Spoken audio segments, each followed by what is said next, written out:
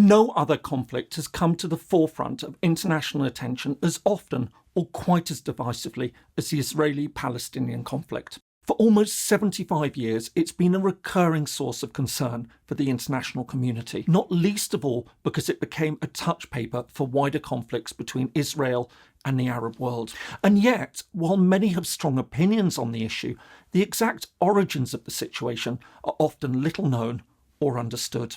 So, just how did the Israeli-Palestinian conflict emerge?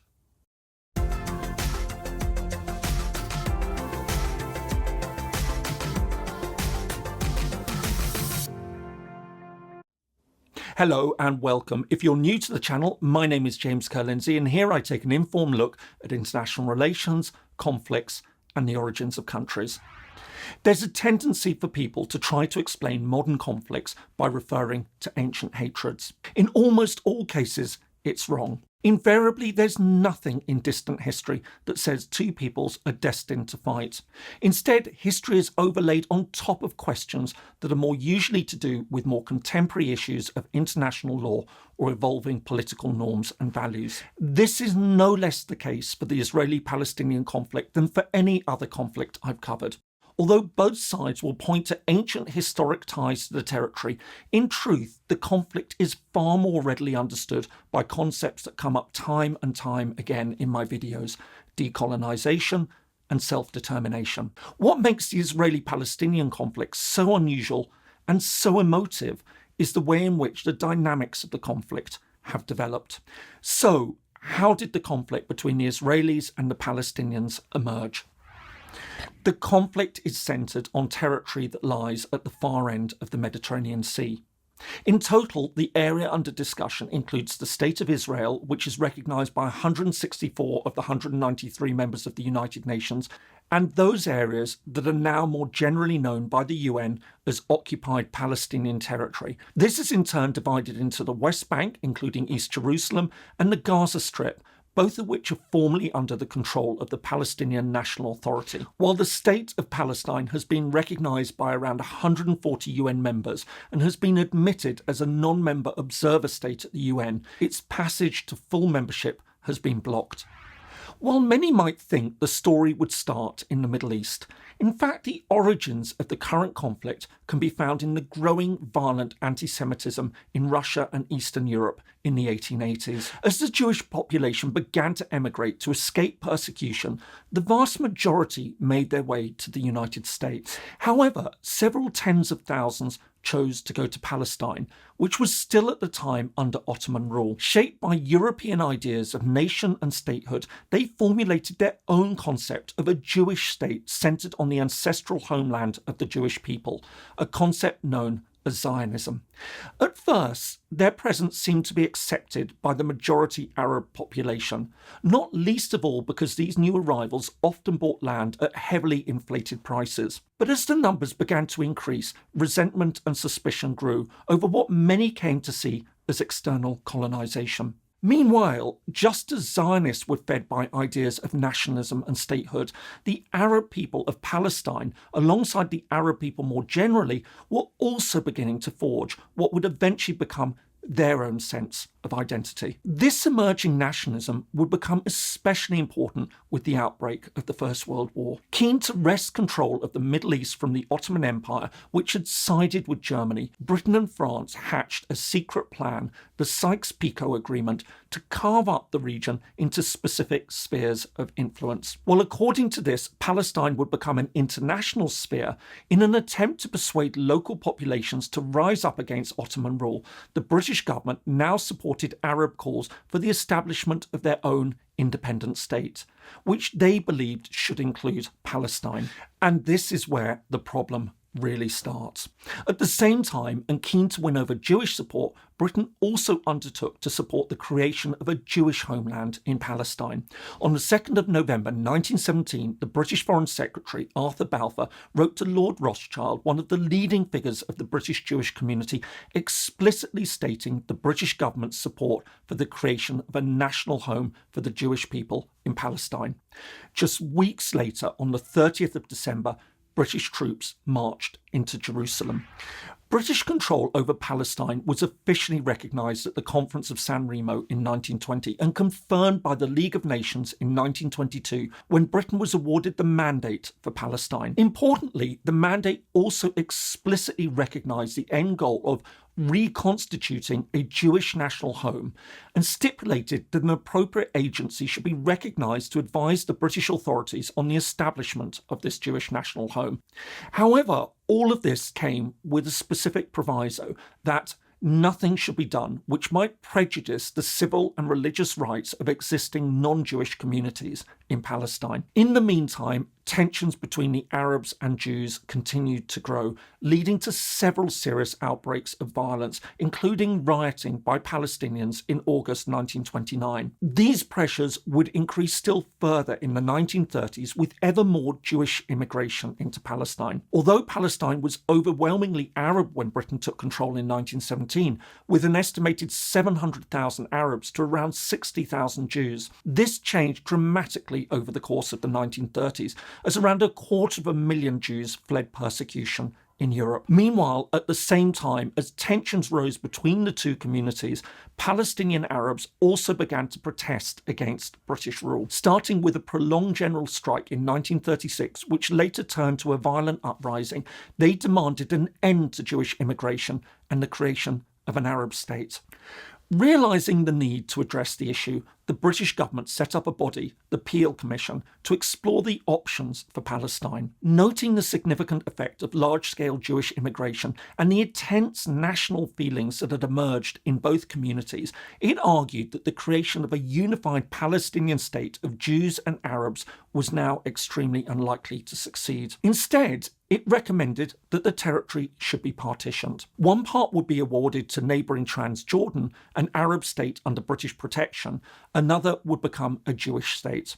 And the third element would remain under the mandate. Additionally, it foresaw certain land transfers and even a population exchange, although this would see up to 225,000 Arabs forced to move as opposed to a little more than 1,000 Jews. While Jewish leaders were willing to accept the ideas, they were rejected by the Arabs. As a result, the proposal was subsequently rejected by another body, the Palestine Partition Commission, which was formed to examine the practicalities of the plan.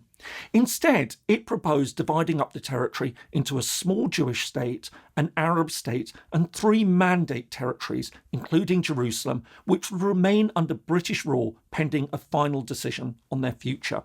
However, and following objections this time from both Jewish and Arab leaders, this was rejected by the British government on the grounds that it was impractical. In early 1939, the British government called a conference in London to try to break the deadlock. But this also failed to reach a mutually acceptable settlement.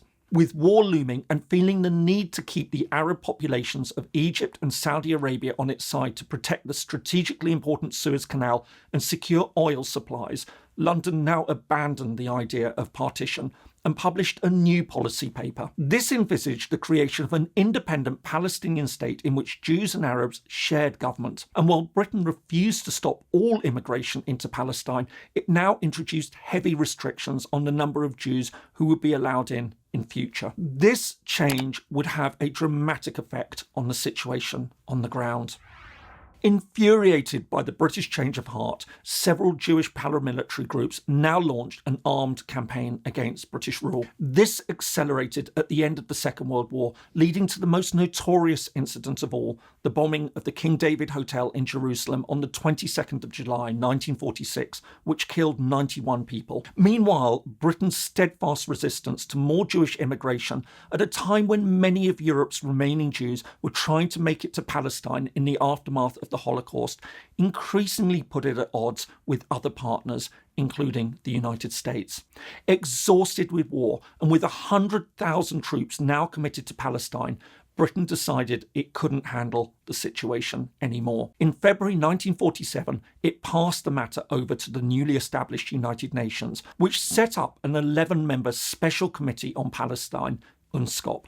Following a visit to Palestine and neighbouring countries, as well as to refugee camps in Europe, and having held public hearings, the committee unanimously recommended the termination of the British mandate and, by 8-3, supported the partition of Palestine into a Jewish state and an Arab state, composed of 56% and 44% of Palestine respectively, with Jerusalem becoming an international city. Although the Palestinians rejected the proposal, on the 29th of November 1947, the UN General Assembly passed Resolution 181, endorsing the plan by 33 votes to 13. As well as being opposed by all the Muslim majority members, 10 countries abstained, including Britain. Just days later, the British government decided that it would not implement a plan that had not been agreed by both sides.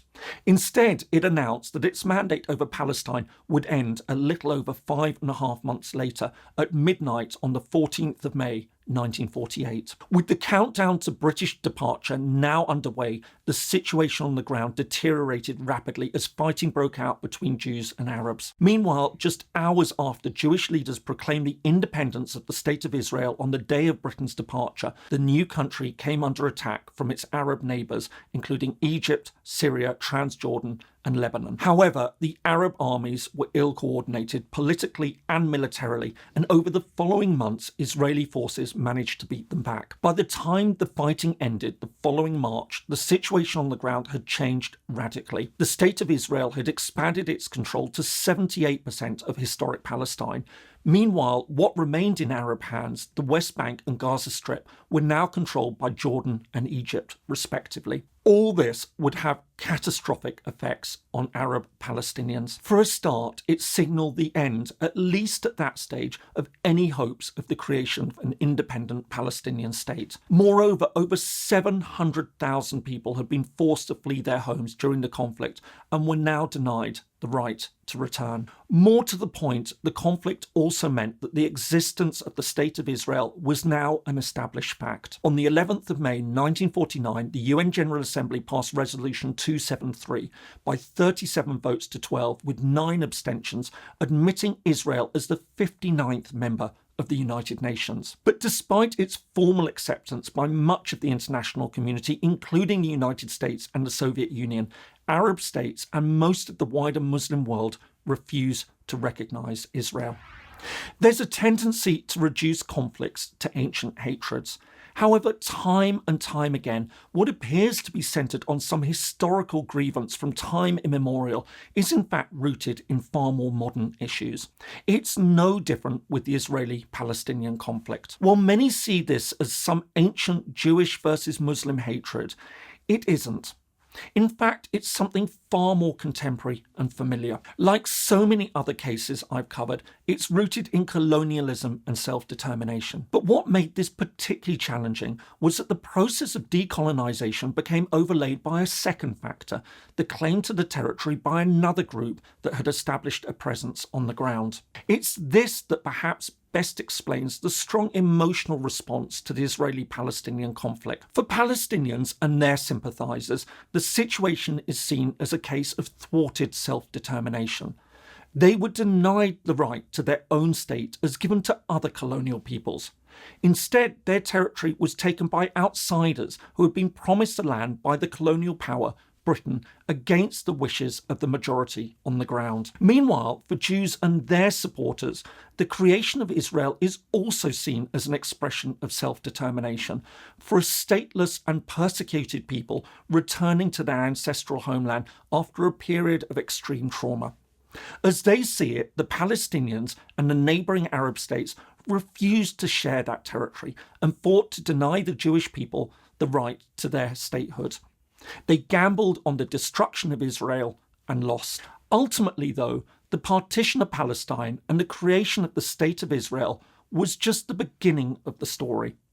Over the next 4.5 decades, the conflict would not only continue, but it would also intensify, a situation I'll return to in future videos. I hope you found that interesting. If so, here are some more videos that you might find useful. Thanks so much for watching, and see you in the next video.